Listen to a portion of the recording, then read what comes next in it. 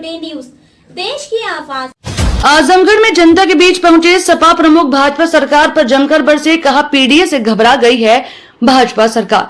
सपा के राष्ट्रीय अध्यक्ष अखिलेश यादव ने आजमगढ़ की जनता को विश्वास दिलाया है कि यहां के विकास के लिए हम भाजपा सरकार को सदन में घेरेंगे। भाजपा के लोग पेपर लिख कर रिकॉर्ड तोड़ने वाले लोग हैं, ये चलने वाला नहीं गिरने वाली सरकार है। पिछली बातों को याद दिलाया कि सपा सरकार में गवर्नर हाउस को ये बोला जाता था कि किसी एक जाति को नौकरी दी जा रही है। सवाल किया कि आज कोई गवर्नर है कि नहीं।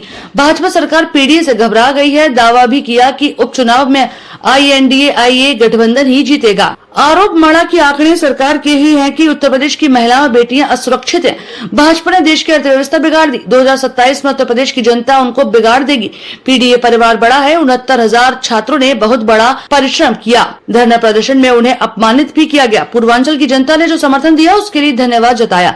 इस अवसर पर आजमगढ़ सांसद धर्मेंद्र यादव, लालगंज सांसद दरोगा प्रसाद सरोज, पूर्व मंत्री बलराम यादव, विधायक लालगंज बेचई सरोज, पूर्व मंत्री ओम प्रकाश सिंह, पूर्व मंत्री दुर्गा यादव, जिला पंचायत अध्यक्ष विजय यादव, अरुण कांत राजभर, जूही सिंह, प्रमोद सरोज, नवीन राय आदि रहे। गमछा के रहस्य के सवाल पर उन्होंने कहा कि इसमें आशीर्वाद छिपा है। मजाकिया लहजे में कहा कि गमछा व सदरी भीगने के बाद कूलर का काम करता है। भरोसा दिया कि सरकार बनने पर आजमगढ़ को हम लोग लखनऊ की तरह बिजली, सड़क, किसान व बुनकर भाइयों के विकास का भी प्रयास करेंगे। आपके गले का गुलाबी गमछा ट्रेंड कर रहा है। कुछ पदाधिकारियों ने पूछा इस गमछे का क्या रहस्य है। देखिए, 2 रहस्य बता दो फिर अपनी बात खत्म कर दो। चुनाव में मुझसे एक ने पूछा कि आप गमछा क्यों पहने हुए हैं ये, और दूसरा उन्होंने कहा इतनी गर्मी है उसमें सदरी क्यों पहने हुए। तो मैंने उन साथी से कहा कि कभी कूलर देखा है आपने?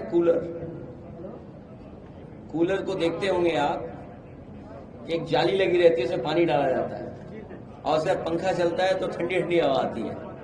तो मैंने कहा चुनाव में जैसे ही मैं घर से निकलता हूँ हमारे पूरे कपड़े भीग जाते हैं, फिर पूरे चुनाव में जो हवा चलती है तो ठंडी ठंडी हवा खाता जाता हूँ मैं।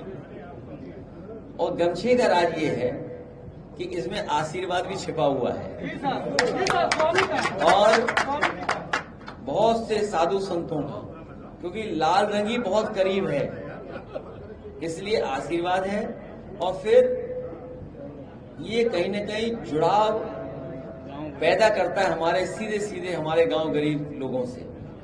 और दूसरा, इतनी गर्मी में चुनाव था, इतना धूल धक्कड़ चुनाव में था, तो जहां आशीर्वाद था वहां धूल धक्कड़ से और पसीने से बचने के लिए गमछा काम आ रहा था।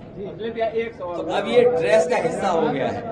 भैया एक सवाल, 69,000 शिक्षकों ने ये कहा कि सारी प्रक्रिया 3 महीने के अंदर पूरी करके नए तरीके से कामों करें, तो क्या आप इसके अगेंस्ट जाएंगे या इसके का? मुझे उम्मीद है जो बच्चों की मांग है उनके साथ नाइंसाफी नहीं होगी, उनको हक मिलेगा। जो उनकी आरक्षण की लड़ाई थी, जो भेदभाव का सूची बनाई थी सरकार ने, हमें उम्मीद है कि उन बच्चों को न्याय मिलेगा। उन बच्चों ने बहुत लंबा संघर्ष किया है। शायद इतना बड़ा आंदोलन, इतने लंबे समय तक आंदोलन किसी ने नहीं किया होगा जितना 69,000 वाले शिक्षक भर्ती वालों ने किया है। उन्हें कहाँ नहीं परेशान होना पड़ा। त्योहार रहे होंगे तो वो लखनऊ में धरने पे बैठे थे। कई त्योहारों पे उन्हें अपमानित करने का काम किया गया। मुख्यमंत्री आवास गए अपनी बात को कहने के लिए, उन्हें अपमानित होना पड़ा। मंत्रियों के यहाँ गए, वहां अपमानित होना पड़ा। हम लोगों से जितने भी पॉलिटिकल लीडर हैं सबसे अलग अलग समय पे अलग अलग ग्रुप मिला है।